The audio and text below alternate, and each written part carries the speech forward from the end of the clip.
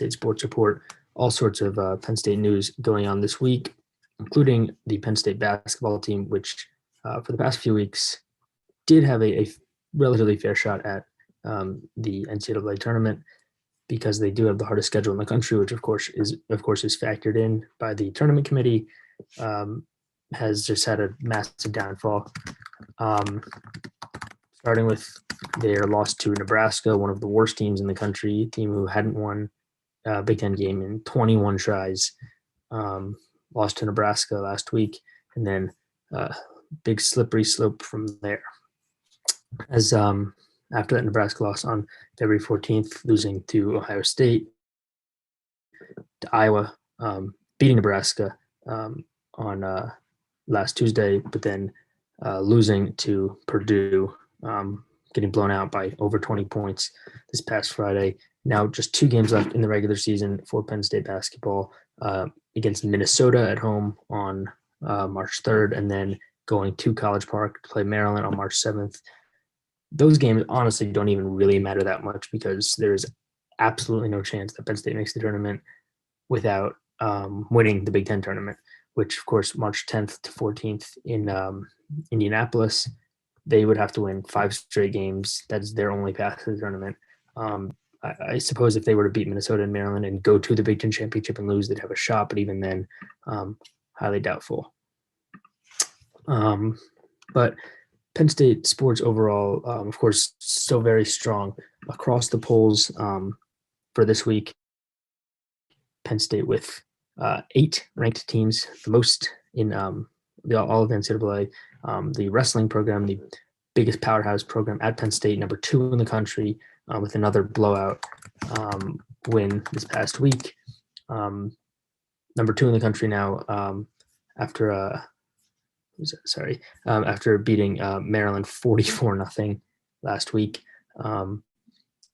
And they have won. They've had 3 postponed matches this year, but have won every other match fairly easily. Also, men's gymnastics, number 5 in the country, women's lacrosse, number 5, women's soccer, number 20, men's lacrosse, which was number 1 overall just 2 years ago, last season of men's lacrosse, is number 13 now. Women's volleyball, number 10, and men's volleyball, also number 10. Both volleyball teams, number 10 in the country, and women's hockey, the best season they've ever had, winning the CHA regular season, going to the CHA tournament, number 7 in the country now. So by far the best season that women's hockey's ever had, number 7 in the country, going into the postseason, red hot, 16-2-2 overall for the women's hockey team this year. They did lose to Mercyhurst on Saturday, but that was coming off 8 straight wins, which they'd swept 4 straight against RIT. Did win the first leg of that series against Mercyhurst, beat them on Friday, and lost Saturday in overtime. But the CHA tournament starting on March 5th and 6th in Erie, and then about 10 days after that will be the NCAA tournament getting underway, the NCAA women's hockey tournament. So Penn State, just across the board, very strong at this point across all their sports, especially volleyball ranked in both men's and women's. Women's sports really overall doing much better this year, despite the obstacles presented by COVID. But this past weekend, men's volleyball winning, women's hockey, gymnastics, all getting wins, women's soccer, men's volleyball, baseball getting underway soon. College baseball overall getting underway last week, very strongly across the country. Obviously, most games in the South, as college baseball always starts. But with the weather, lots of games getting canceled across Texas and the South. Penn State baseball, however, Penn State baseball this season, so obviously a little bit of an edited season due to COVID, but they will be getting underway in just 4 days, playing in Minneapolis, a bit of a kind of a small Big Ten tournament, as the Gophers up north there. Of course, it is the coldest college in the Big Ten, but they do have an indoor complex, so Penn State will be playing Northwestern a couple times doubleheader on Saturday, playing on Friday and Sunday as well in Minneapolis, getting the baseball season underway for the Lions. But Penn State football as well, making a couple hirings this past week. Penn State football hiring away from Purdue. Anthony Poindexter, who was a All-American safety at Virginia, taking him away in conference. A native of the DMV, where Penn State really tries to recruit heavily and always features many players from the DC area, DC, Maryland, Virginia schools. But Anthony Poindexter, taking him away from Purdue, he will be the co-defensive coordinator and the safeties coach under James Franklin. Just announced this past week. But additionally, Penn State adding a former NFL offensive coordinator in Dowell Loggins. He was most recently the Jets offensive coordinator, so really important. Penn State getting some NFL experience from their coaching staff, moving into that role as the offensive analyst position for Penn State this year. Penn State making these coaching changes as they did finish the year strongly, with losing the first 4 games of the season, winning the next 5. Obviously, as many teams had done, they did decline the opportunity to participate in a bowl game in the postseason. Really, this year, of course, the only series postseason was the college football playoff, which, of course, Penn State was not getting an invite to. But staff for next year under James Franklin could have a new era of Penn State football in this post-COVID era, post these recent running backs and other stars that they've had getting figured out. James Franklin really adding to his coaching staff. So Penn State football making some off-season moves as well.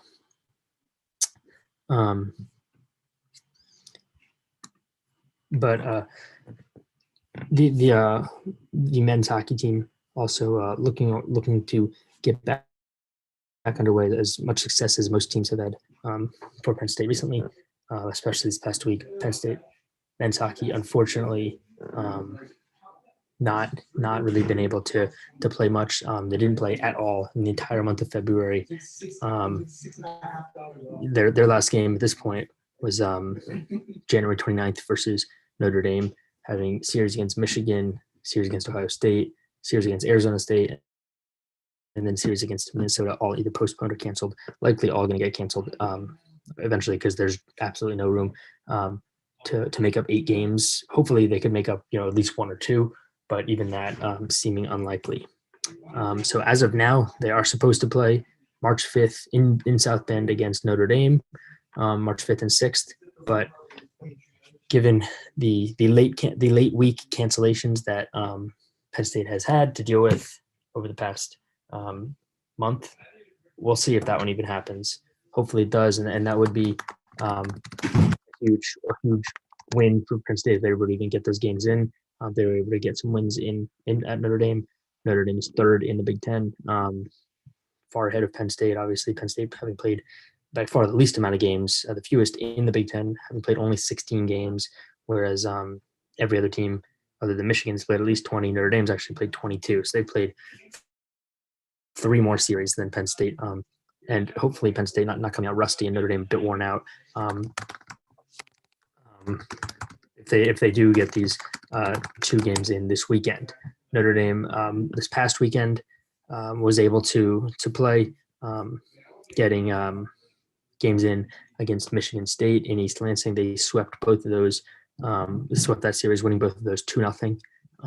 So Notre Dame looking to make a run and jump higher up in the Big Ten standings, as they are pretty far behind Minnesota and Wisconsin. But Notre Dame, absolutely the 3rd best team in the conference. It's kind of like Wisconsin, Minnesota, 1-2 in either order. Although Wisconsin did just beat them, so Wisconsin jumping ahead by 1 point. Bit of a drop to Notre Dame, and then kind of everyone else. And Penn State, really, they're certainly not the best team in the conference, or even 2nd best. But it's hard to tell where they would be if they're even able to play a full schedule. Because of course they weren't, having only played 16 games this season. The Arizona State series, although that was technically out of conference, that was going to be a really good series, really good test for Penn State, playing a cross country only a non-conference series this season, but not able to get that one in. So hopefully they're able to get either the Michigan or the Ohio State series played, because those series have not been formally canceled. They've only been postponed. So if anything gets played, it would be those two series, and those teams right around Penn State. So very important for them going forward if they're able to play any of those, either of those series or any games at all. But Penn State, in terms of hockey, usually Penn State hockey is dominated by their men's team, which has made tournament runs, won the Big Ten in the past couple of years.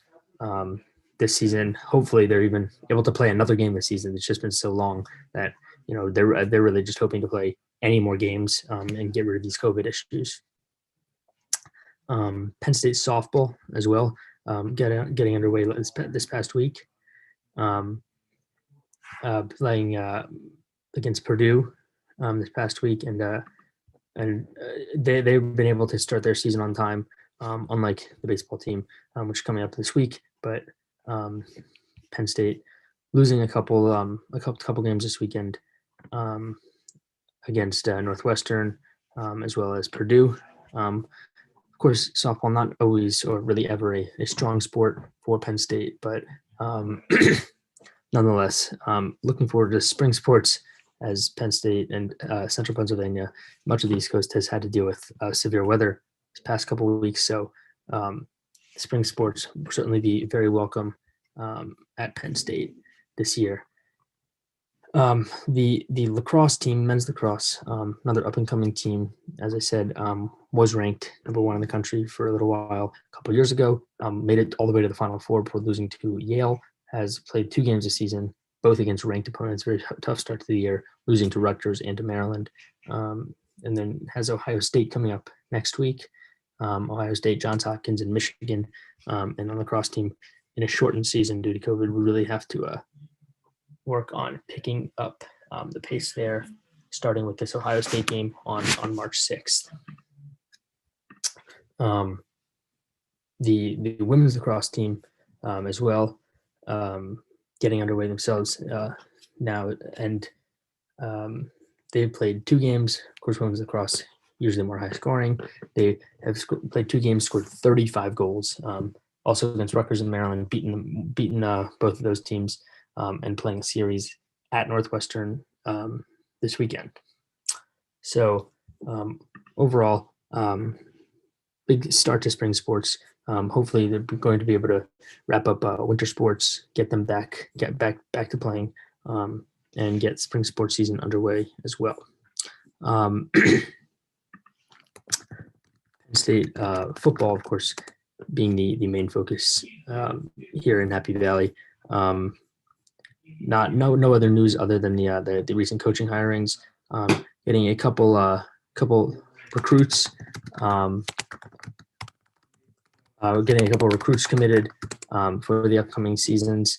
But their 2021 football recruiting class actually looking really good. For 2021, national rank 22 in the country. As I said previously, I was recruiting heavily out of the DMV area, getting a couple of guys from Maryland, from the Bullis School, football powerhouse in Maryland, as well as a 3-star from there, as well as a 4-star from Good Counsel. Also a couple 4-stars from Detroit, twins Kaylin and Kobe King, out of Cass Technical School in Detroit. Detroit, of course, where Penn State star KJ Hamler, current Denver Bronco, went, where he's from. One of the most popular Penn State football players since Saquon Barkley.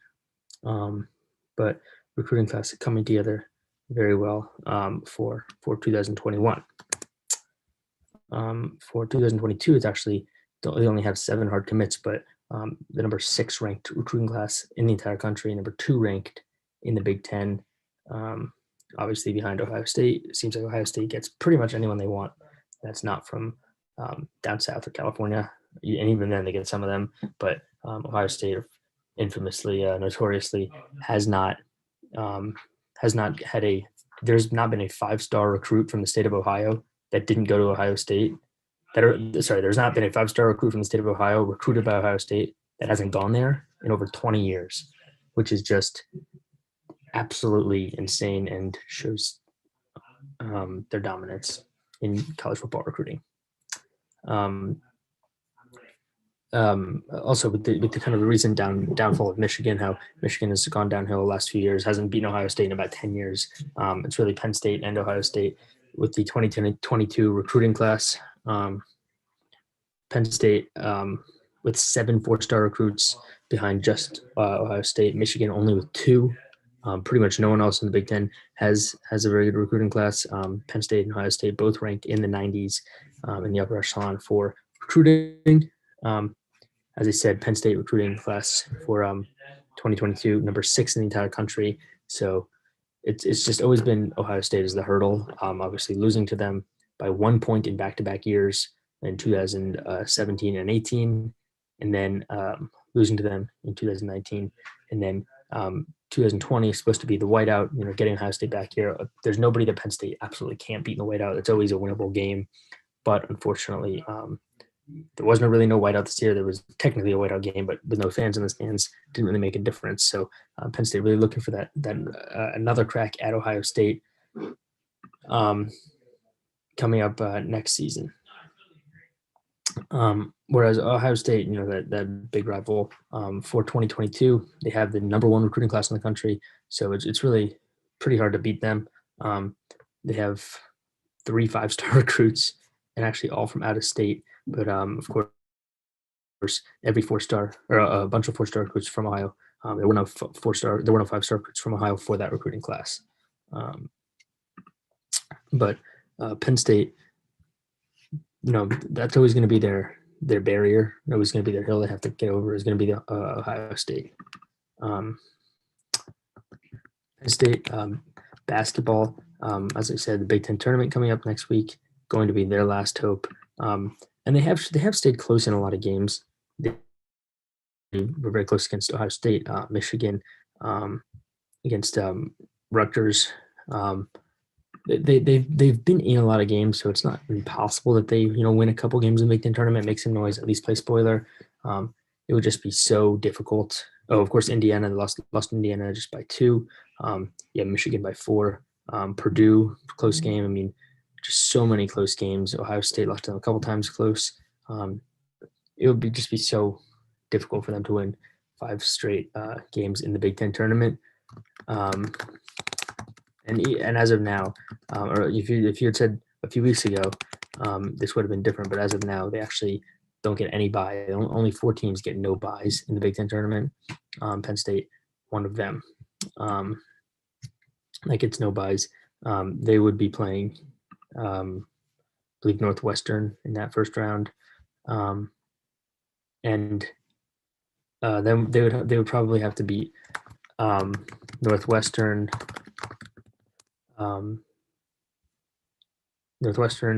Ohio State, Illinois, or Iowa, Michigan State, or Michigan. So, I mean, if they would be able to do that, they would certainly deserve it to get to the tournament. But they would at least have to go to the Big Ten championship to have any shot at earning a bid to the Big Ten tournament, to the NCAA tournament. Doesn't look like it's in the cards this year, but with the departures of some of their best players last year, Mike Watkins, Lamar Stevens, and kind of the heartbreaker of not getting into the tournament when they would have absolutely gotten in last year. I mean, probably would have been a 4 or 5 seed, breaking 10-year tournament drought. With no tournament, weren't able to do it. But this year, given their circumstances and the toughest schedule in the country, and one of the top 5 toughest schedules of the 21st century in all of college basketball. So, given those circumstances, they just didn't really have the makeup to succeed all the way through and to get into the tournament this season. But that was kind of expected. Frankly, it was just too daunting of a schedule for them kind of to cope with. But hopefully, with 2 games left in the regular season and then the Big Ten tournament, they're able to get at least another couple wins. Winning 1 to 2 games in the Big Ten tournament is certainly not out of the question. They're not going to be playing the really superior teams that early. But after that, they would have to deal with some combination of Michigan, Ohio State, Illinois, Iowa, and at that point, it would seem pretty impossible for them. Penn State hockey updating regularly in terms of their scheduled games this weekend against Notre Dame, but as of now, still on. Just hoping they're able to get those games underway. And Penn State, given how strong the hockey program has been the last few years, starting to have more and more players into professional hockey. Peyton Jones, native of Pennsylvania, holds every single goaltending record for Penn State hockey, under contract with the Colorado Avalanche now. The first game he ever dressed for, the Lake Tahoe game, Avalanche against the Golden Knights last week, outdoors and beautiful scenery. So certainly a memory for him. He didn't play in that game, didn't even back up, but he was able to dress for warm-ups. Additionally, Nikita Pavlichev, the Russian 6'8" Russian superstar who graduated from Penn State last year, holding many records as well, making his AHL debut last night for the Syracuse Crunch. And Penn State practicing today. So these games against Notre Dame should get underway this weekend, as they did have a full practice on ice today. The date for the Big Ten tournament for hockey on now March 14th to 16th. The schedule and the seeding will be up in the air. They will figure that out depending on how many games each team is able to get in the regular season. But still, the season very much alive for Penn State hockey. That's going to do it today for the Penn State Report. I'm Jeremy Schooler on Zingo Channel 50, Spanglish Sports. Thanks for watching. Thanks for following along, and we will see you next